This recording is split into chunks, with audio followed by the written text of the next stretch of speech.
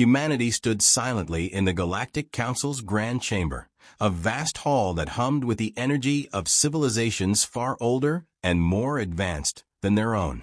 Earth's representative, a stoic figure dressed in a simple suit, faced the gathered assembly of alien species. Each of these beings had ruled the stars for millennia, their forms as varied as their cultures. They looked down at the lone human with a mixture of disdain, fear, and grim satisfaction. This council finds the species known as humanity guilty of repeated violations of interstellar harmony, one of the alien leaders declared, their voice echoing through the chamber. You are unpredictable, dangerous, and incapable of coexisting peacefully with the other races of the galaxy. Therefore, by unanimous decision, Earth and its colonies are to be banished from all Council-controlled systems, effective immediately. The room fell silent. For a moment, it seemed as if the decision would crush the human representative. But then they raised their head, meeting the gaze of every alien present. Unpredictable, they said, voice steady but sharp. Dangerous? Perhaps. But unfit? No. You fear us not because we disrupt your so-called harmony, but because we challenge your complacency. We remind you that progress doesn't come from comfort. The council erupted into murmurs of anger and discontent, but the human continued. If the stars won't have us, then we'll claim the voids between them. We'll forge our own path, as we always have. Remember this moment, for it will be your legacy. The day you cast us aside, and the day we chose to rise. The representatives' words hung in the air as they departed the chamber. The council members exchanged uneasy glances, some dismissing the speech as bravado, others feeling a chill they couldn't quite explain. For the humans, however, there was no turning back. The banishment was swift and merciless. Humanity was exiled to the farthest reaches of the galaxy, a region of barren systems and resource-scarce planets, far from the comfortable hubs of interstellar civilization. The Council expected humanity to wither and die, swallowed by the unforgiving void. But on Earth, as the last Council ship departed, the mood was not one of despair. It was determination. Humanity had faced extinction before, wars, plagues, disasters, and every time they had adapted. This would be no different. Within days, plans were in motion. Scientists, engineers, and visionaries convened to chart a new course for survival. Supplies were rationed, and ships were retrofitted for long-haul exploration. The goal was clear: find a way to not just survive but thrive. In the face of alien dismissal, humanity found unity. No longer divided by borders or politics, Earth's people rallied behind a single purpose. They weren't just fighting for themselves. They were fighting for the right to exist, to prove their worth in a galaxy that had tried to erase them. As humanity's first fleet of colony ships departed Earth, their engines roaring against the darkness, one message was broadcast across every channel. To the Council and the galaxy, we say this: you have underestimated us. Humanity's first years in exile were marked by hardship. The far reaches of the galaxy were a desolate place. The planets they settled on were barren, harsh, and often hostile. Supplies ran low, and the first few colonies nearly collapsed under the strain. But humans were never ones to back down. Where others saw an inhospitable wasteland, they saw an opportunity. At the edge of known space, they began to build. With minimal resources and a relentless drive to survive, the first pioneers engineered solutions that defied expectations. The harsh environments of the planets they occupied forced them to innovate in ways that the Council could never have imagined. They developed advanced mining techniques to extract precious materials from planets that were thought to be devoid of value. Their engineers crafted machines that could work tirelessly under extreme conditions, powered by the ingenuity and adaptability humanity was known for. Despite the early setbacks, humans adapted quickly. Within a decade, colonies that were once struggling for survival began to flourish. Small, self-sustaining settlements grew into thriving hubs of technology, industry, and culture. The colonies developed their own economies, far from the prying eyes of the Council. Humans had turned their banishment into their greatest strength. Isolation allowed them to think outside the box, free from the stifling grip of the Council's control. The turning point came when humanity's scientists unlocked the secrets of adaptive terraforming. The breakthrough was monumental. Using a combination of genetically engineered organisms and cutting-edge nanotechnology, they created terraforming drones that could convert hostile planets into habitable ones. The drones could analyze a planet's atmosphere and environment, making adjustments in real time, enabling humanity to transform entire worlds within mere years. These new worlds, once thought impossible to sustain, were quickly turned into vibrant, thriving ecosystems. The ability to terraform planets on demand gave humanity an unprecedented edge. As new colonies were established, humanity's reputation began to spread. The Council, oblivious to the human advancements, still believed the exiled species to be a mere nuisance, incapable of anything beyond basic survival. Yet, humans were quietly building their own network of colonies and infrastructure. They developed advanced, modular starships capable of interstellar travel, ships that could be easily reconfigured and upgraded as new technologies emerged. Their ships were built for versatility and strength, designed not just for exploration, but for defense and expansion. The Council's complacency was a critical mistake. They had underestimated the adaptability and resilience of humanity. As the years passed, the Terran colonies began to flourish, and the human spirit became one of defiance and pride. No longer did they have to rely on the Council's technology or political favor. They created their own, and in doing so, set the stage for their rise. Slowly, humanity's influence began to spread beyond their original colonies. Trade routes were established with alien species who, after witnessing the successes of the Terran colonies, sought to engage with the new power in the galaxy. Through diplomacy and a bit of calculated risk, humanity's leaders negotiated alliances with species previously considered too dangerous to engage with. The once fractured human settlements were becoming united under a single banner, a new empire, and they had no intention of remaining in the shadows for much longer. The first true victory came when a fleet of Terran ships, outfitted with the latest technology, successfully repelled a series of coordinated raids from a neighboring alien faction. The aliens, who had previously thought humanity's isolation would keep them weak, were surprised by the fierce resistance. Humans had learned from every battle, every defeat, and emerged stronger for it. As the alien fleet retreated, leaving behind wreckage and shattered ships, a new message was broadcast across the galaxy. This is just the beginning. Humanity's rapid growth and their refusal to bend to the will of the Council had sent ripples through the galaxy. They weren't just surviving anymore, they were thriving, and soon, they would be ready to make their presence known in a way the galaxy could not ignore. Humanity's power and influence grew at an astonishing pace. What had started as small colonies scattered across barren worlds now blossomed into a vast network of interconnected planets. Each new world they claimed or transformed added to their strength, fueling their ambition.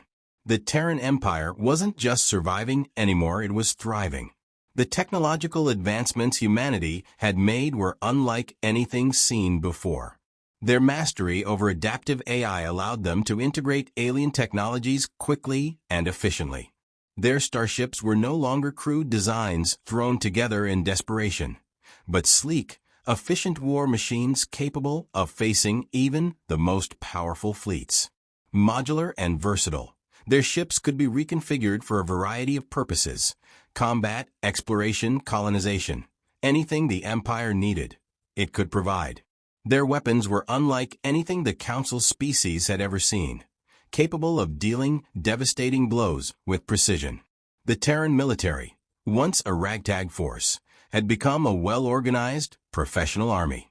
Their soldiers were highly trained, equipped with cutting-edge technology and an unwavering belief in their cause. Humanity's fierce independence and survival instincts had been honed into a formidable fighting force. No longer seen as a scattered collection of exiled survivors, the Terran Empire now represented a legitimate threat, and the galaxy was starting to take notice. The Council, having underestimated humanity's resolve, began to feel the pressure. They watched as the Terran fleet expanded and their colonies flourished, spreading their influence ever farther into the galaxy. And then the inevitable happened: humanity's first victory against the Council's forces. The Terran Empire had strategically placed itself in a region of space rich in resources, but it was also a critical point in the Council's supply lines. Humanity knew that if they could disrupt this key location, they could weaken the Council's grip on the galaxy. A fleet of Terran ships, smaller and faster than the typical Council warships, launched a surprise attack on a heavily guarded Council outpost. The battle was swift, brutal, and decisive. Humanity's tactics were simple but effective. Strike fast, hit hard, and don't give the enemy time to regroup. The Council was caught off guard. Their massive warships were powerful, but slow, easy targets for the agile Terran ships. In a matter of hours, the Terran fleet had overrun the outpost, claiming the strategic location and sending shockwaves through the galaxy.